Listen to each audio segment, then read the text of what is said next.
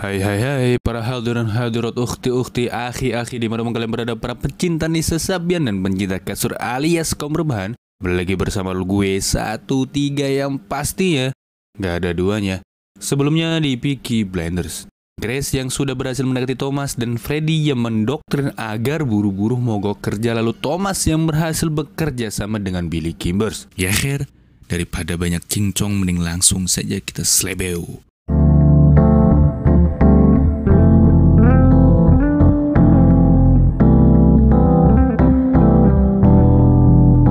Film diawali dengan Freddy dan Ida Shelby yang sedang hamil besar di London. Nah, makanya kalau misalkan apa-apa tuh Indomaret, ya jangan ke Indomaret, nggak ada pengaman. Tapi lebih baiknya lagi keep halal guys.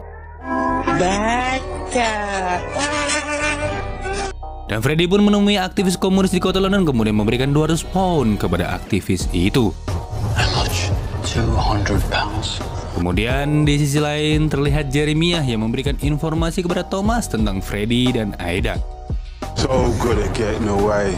Lalu Thomas pun kembali ke rumahnya, dan saat hendak masuk ke rumahnya, Thomas melihat ada kereta kuda yang mencurigakan di sisi jalan. Setelah masuk ke rumah itu untuk menjemput Polly karena ada perkumpulan keluarga. Lizzie wants a meeting about a family matter. Kemudian Thomas dan Polly pun pergi dan tempat itu hanya menyisakan satu pegawai keluarga Shelby. Benar saja, kereta kuda itu berisikan keluarga Lee yang ingin membalaskan kejadian di balapan pacuan kuda dan menghajar habis pegawai itu, lalu mengambil semua uang taruhannya. Di sisi lain, ternyata perkumpulan keluarga Shelby itu membahas tentang John yang ingin menikahi Lizzie. Keluarga Shelby lainnya pun menertawakan Johnny, karena sebagai kita tahu bahwasannya Lizzie adalah karyawan Hotel Oyo dan Red Rose. Oh my god! Kemudian Finn datang memberitahukan bahwa mereka dirampok oleh keluarga Lee, dan saat kembali ke rumah terlihat pegawai itu sudah babak belur bin telur. Sesaat keluarga Shelby memeriksa tempat itu, Thomas pun menyadari bahwa ada bom yang dipasang karena salah satu keluarga Lee mantan tentara Inggris saat perang di Prancis. Dan Thomas pun menyadari bahwa bom itu untuk Thomas saat mendapatkan kiriman peluru yang bertuliskan namanya. Lalu Thomas pun menuju mobilnya dan mendapati Finn yang sedang berada di mobilnya. Benar saja, bom itu berada di mobilnya. Dan Thomas pun melemparkan bom itu. Finn pun berhasil terselamatkan. So you should never pretend to be me. Besoknya, Thomas dan Johnny mendatangi keluarga Lee membawa bendera putih, tandanya ingin berdamai. Kalau bendera kuning, tandanya orang meninggoy. Kalau bendera warna-warni, tandanya legit banget. Kemudian Thomas menemui pimpinan keluarga Lee yang ternyata perempuan dan memberikan tawaran untuk berdamai. Di sisi lain, Freddy yang sedang mandi junub mengobrol dengan Ida. Dan Ida menyadari bahwa uang itu diberikan kepada orang Rusia yang menyamar menjadi orang Prancis yang bernama Stanley Chapman. Kemudian terlihat Polly dan Thomas yang sedang mengobrol ngalor ngidul, yang mana Polly memberikan strategi yang ternyata Polly mempunyai alamat Chapman. Scene pun berganti dengan diperlihatkan Thomas dan Inspektur Campbell, yang mana Thomas akan memberikan alamat Chapman dengan syarat Inspektur Campbell membiarkan Freddy dan Ida meninggalkan kota itu, dan Campbell akan mendapatkan medali penghargaan. Lalu Campbell memberitahu Thomas bahwa dia akan dipecat karena Tuan Churchill tidak sabar lagi agar senjata-senjata itu ditemukan. Dan Thomas pun akan memberikannya setelah urusannya dengan Billy Kimbers selesai.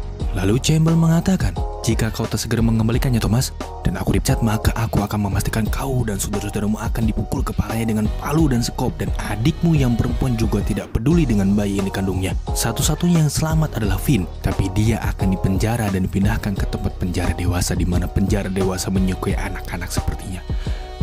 Ngeri kali ya. That would be a dark day indeed, Mr. Shelby. Kemudian besoknya Campbell pun memeriksa alamat itu dan mendobrak rumah itu. Ternyata benar apa yang dikatakan Thomas. Di situ tempat Chapman, salah satu pembesar komunis asal usia. Saat Chapman diinterogasi, Campbell pun ternyata lebih memprioritaskan keberadaan Freddy dan Aida Selby ketimbang sumber dana yang didapatkan oleh Chapman. Faktanya bahwa dia mengingkari perjanjiannya dengan Thomas. Lalu keesokan harinya terlihat Freddy yang mengunjungi makam ibunya, dan Polly pun juga berada di situ.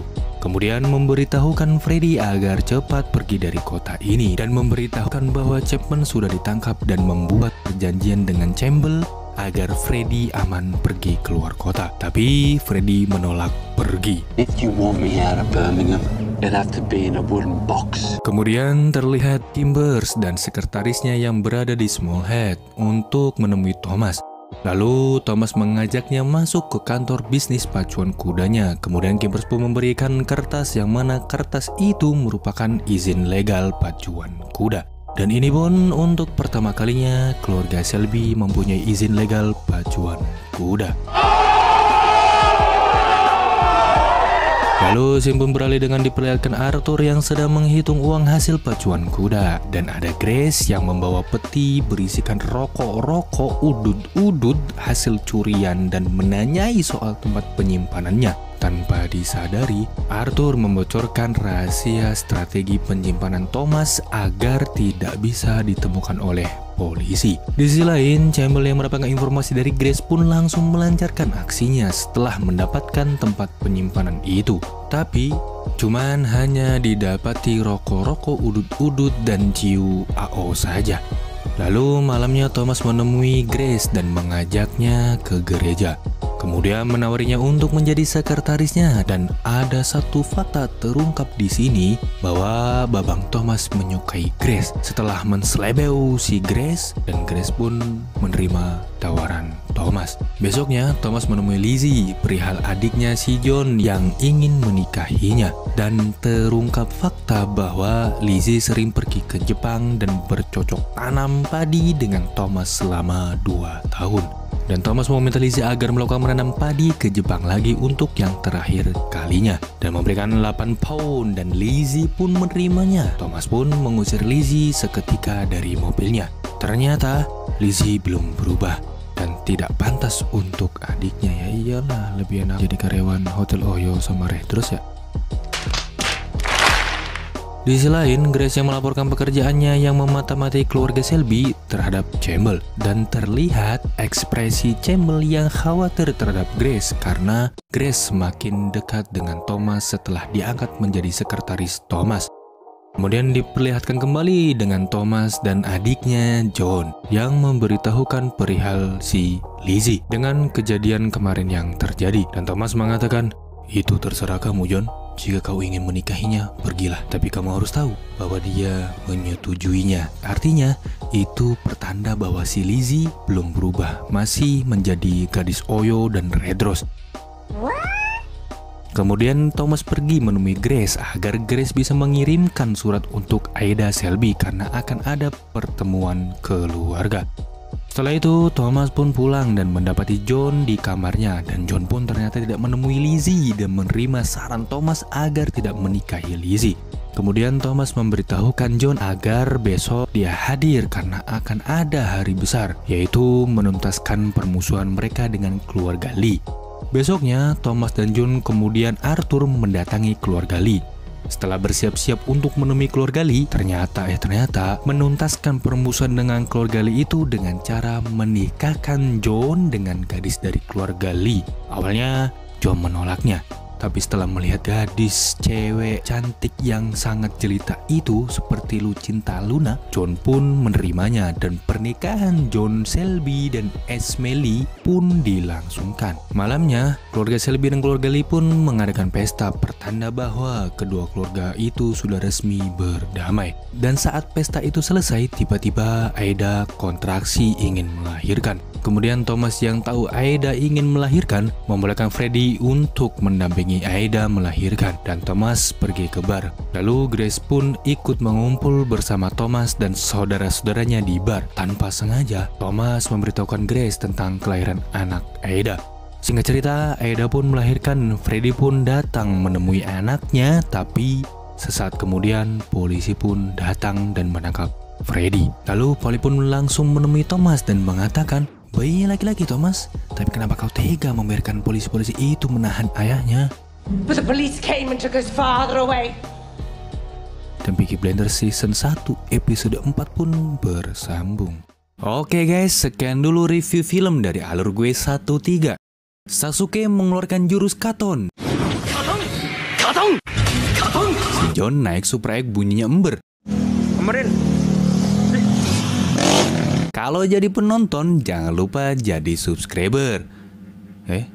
Masih ngeyel? Nggak jadi subscriber? Nih dengerin we, jangan si keriting. Subscribe dulu channelnya bro di bawah ini. Oke, like, komen yang bagus. Oke. Kita bikin konten keren nanti. Jangan lupa karena subscribe itu gratis. Pencet tombol merahnya, padamkan lampu merahnya. Guys, gaspol.